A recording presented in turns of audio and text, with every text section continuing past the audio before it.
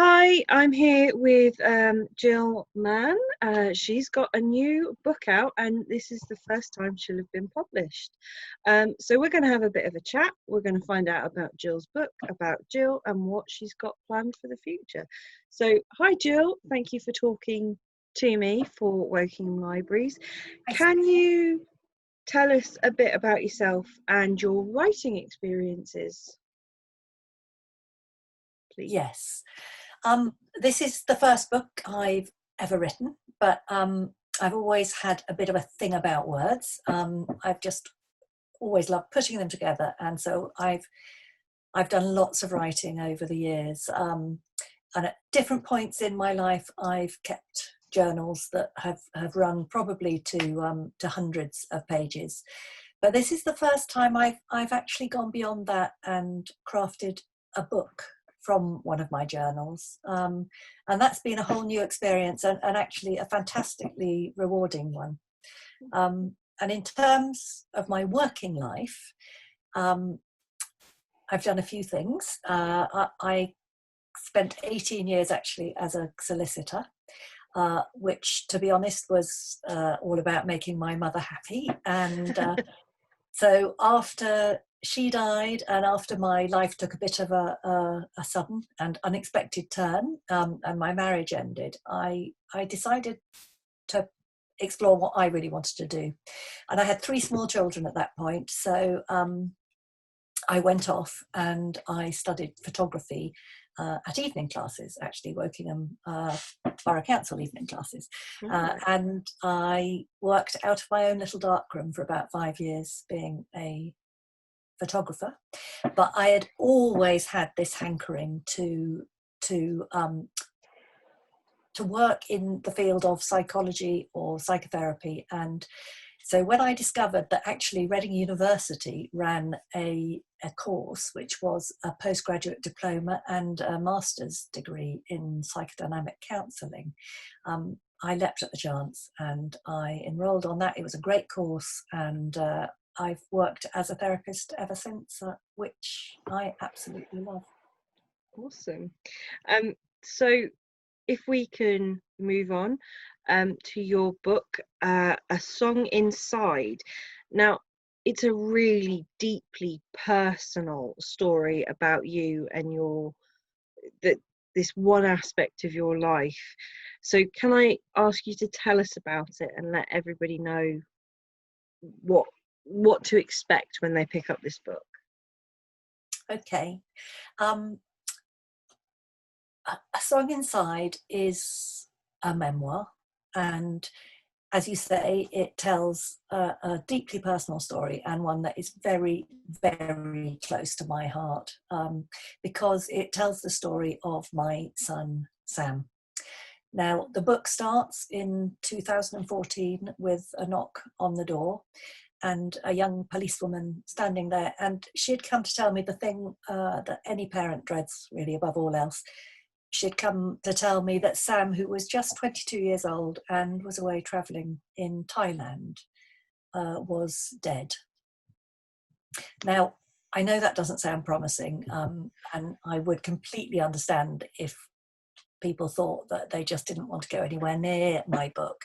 But I do actually think that would be a shame, because it isn't a depressing read. It is painful and it is heartbreaking in places, but it's actually been described as glorious and uplifting.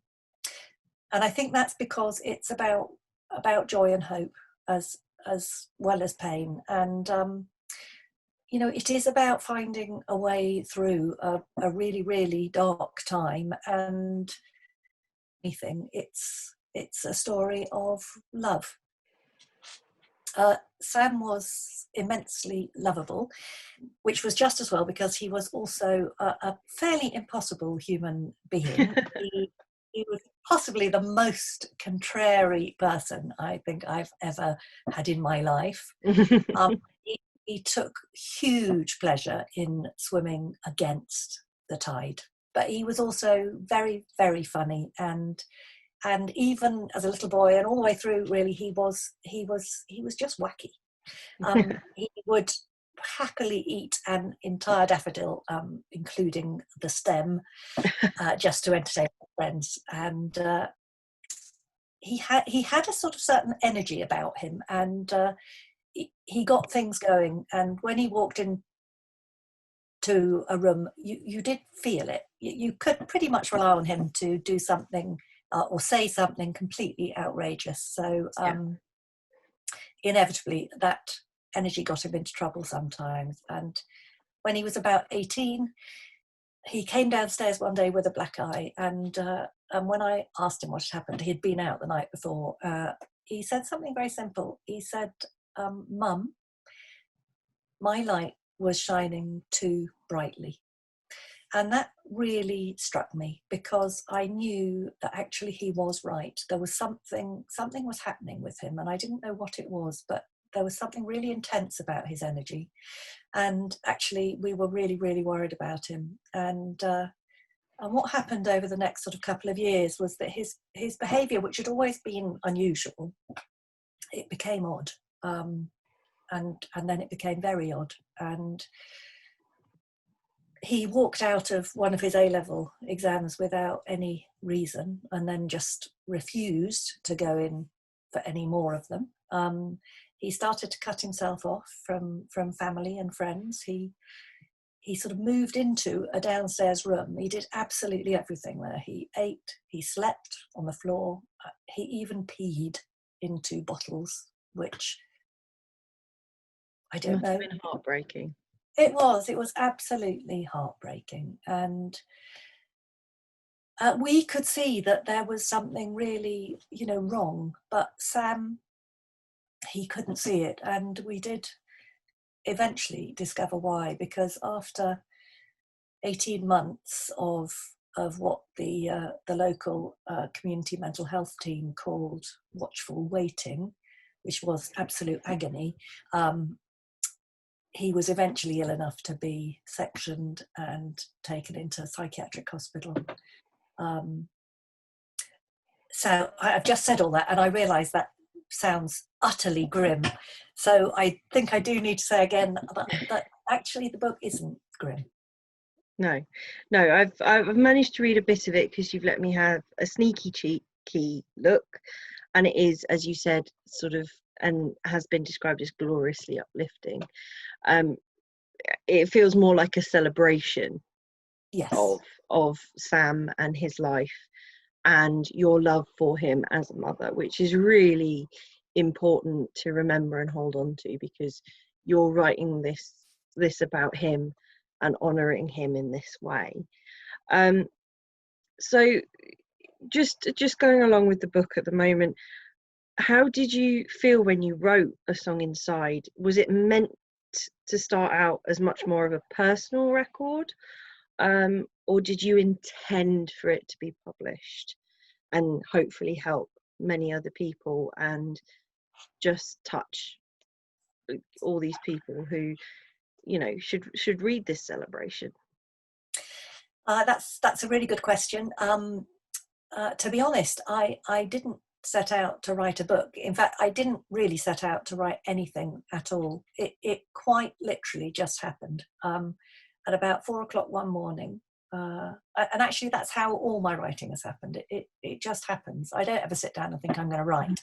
And 4:00 one morning, I just found myself sitting up in bed, reaching for my iPad and starting to write.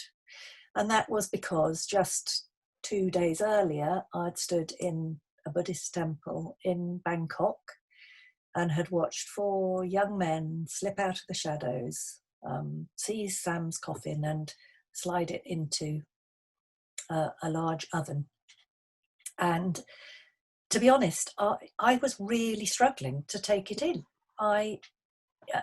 Looking back on it now, I can see that instinctive sort of urge to write was my way of trying to take it in. And once I'd started writing, I couldn't stop. And literally for 2 years, I just sat and tapped away whenever and wherever I could. And what emerged was it was sort of part journal, part an exploration of the past, and also a conversation with Sam. I discovered I was talking to him, and to be honest, I needed to, because I was trying to make sense of so much, not just about his death, but about the last few years of his life too. And it was at the end of those 2 years of writing that I started to think about turning my journal into something more, something that someone else could read. And I went on lots of courses on writing, and I learned so much. I went on 2 courses run by the Arvon Foundation. I don't know if you've heard of that, or No, I haven't. it is amazing. They run really fantastic courses, and so I did feel equipped then to really try to turn what was a journal into something that had a coherent narrative and really told a story. So I did that for probably about 3 years, working on it, and then about 18 months ago I started looking for a publisher, and to my amazement I found one. So you asked about whether I want my book to help people, and that really it's a huge motivation. Yeah. There are 3 main reasons, I think, why I thought I wanted to publish, and the first is to shine a light on schizophrenia. It's quite a common mental health condition. It's one of the really serious ones, and it's very, very rarely talked about. And it's really so often misunderstood. I think the common perception is that people with schizophrenia are a danger to others. And that's because the only time we hear about schizophrenia in the news is when there's some tragic news report about someone dying at the hands of a paranoid schizophrenic. Yeah. And of course that does happen, but that isn't the real story. And in fact, I've been looking into it, and I read a piece of research, and this research shows that the odds of a person with schizophrenia killing a stranger in any given year are 1 in 14 million. So, that is it's a huge, it's absolutely tiny. And really, the story that we don't hear is that actually 1 in 100 young men and women the whole world over are struck down with this really devastating illness when they're in their late teens or their early 20s, and very few of them are a danger to anyone actually but themselves. And most of them are brave, they're good people, and they are struggling to live not just with themselves, but not just with the illness, but with the side effects of medication, which can be absolutely crushing. Yeah. So that's the first reason. The second reason is that, at its heart, my book is about loss. And loss is a universal experience. It's a part of each of our lives. And of course, at the moment, in this time of COVID-19, it is all around us. And I don't think we talk enough about loss and actually about how to manage it and how to come through it without it shaping us in a negative way. So it's not very talked about. It's not very talked about. And you're just sort of chin up and get on with it. And I don't know whether that's just a British thing. But I think it is a bit of a British thing, unfortunately. I think we're getting better at talking about it.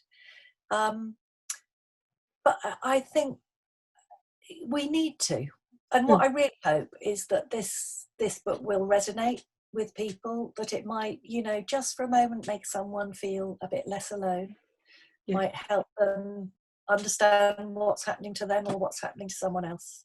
And what I really hope is it might start conversations about difficult subjects like what we really mental want. illness. Yeah, it is what I want. And the third reason is a very simple one, and it's a very personal one, and it's that by putting Sam and his story out into the world, I keep him alive for a little bit longer. Thought you were going to say that, and I still wasn't prepared for it. Oh, I'm sorry. No, it's all right. I could feel you saying it. I'm like, don't. And yeah. Anyway, no, Yeah, it is that you do keep them alive, and yeah, they're alive for many more people, not just you. yeah, As absolutely. well. That's what I really So hope. Yeah. this probably ties into what you've literally just talked about. But did you find writing it and getting it published and the whole process a cathartic experience?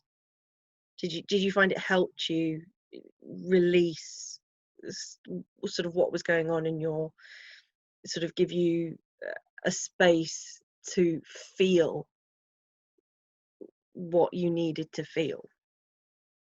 Yeah, absolutely. Yeah, you've really put your finger on it there. I mean, it was a huge part of my grieving process, and it was a way that I could try to make sense of things and to sort of revisit the past, to work out my own part in Sam's story. It's really hard when you lose a child to mental illness. You do have to ask yourself some quite difficult questions, and they're painful questions, and actually they're painful answers sometimes too. And that whole process brings up a lot of difficult feelings. And I know from my work as a therapist that it is by going through that process of working through those difficult feelings that really matters. It's really important, because if we try to avoid those difficult feelings, because grief is all about difficult feelings, it's about pain and anger and guilt and bitterness, and if we don't really work our way through those feelings, then unfortunately they tend to re-emerge at a later point in our lives, and Manifest. they do manifest in different ways, and they can really shape us. So I think internally I knew that writing is something I do when I'm trying to work through something, and so actually writing the journal was an enormously cathartic experience. And then of course revisiting it and working on it and trying to turn it into a book and a narrative for other people to read, that was all part of it. That was also cathartic. Yeah, that's good. We're just going to lift everything up just a little bit here, and I just wondered sort of where you think you'll go with your experience with writing now. Like, do you think you might have other books for us? Do you think you might stick with non-fiction, or is there going to be a move into fiction that we can expect from you at another point? I wish I knew the answer to that question, Stephanie. To be honest, I don't. I've always been drawn to write from life. I don't know why. I think by nature I am an observer rather than a creator, and I think so. I think I am sort of naturally a memoirist. Okay.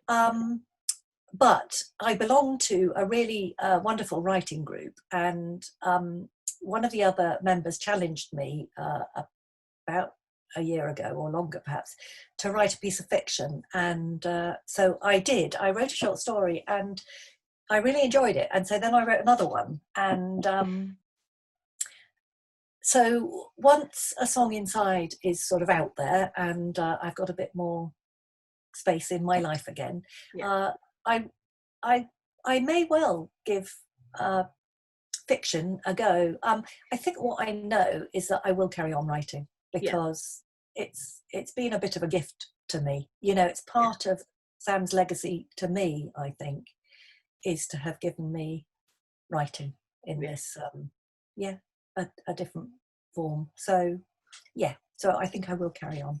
Well, that's good to know. So if we've plenty of people out there, go and read A Song Inside and enjoy it, then at least we know that we might have something else from you at some point down the line, which is always brilliant when you discover a new author and really resonate with an author's style. So just knowing that there's that little tease that to look out for you is always a really nice thing to have.